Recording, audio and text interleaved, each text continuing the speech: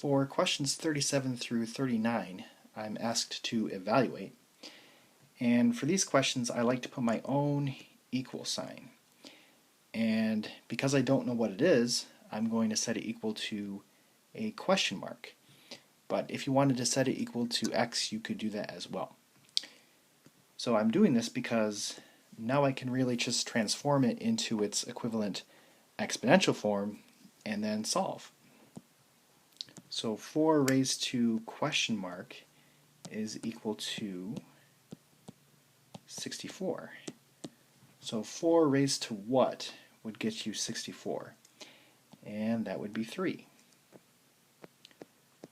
So for 38, I'm going to set this equal to a question mark, and then I'm going to transform it. So 2 raised to what is equal to 2? And that would be 2 raised to 1. And then lastly for 39, this is going to be 6 raised to question mark is equal to 6 raised to the 5.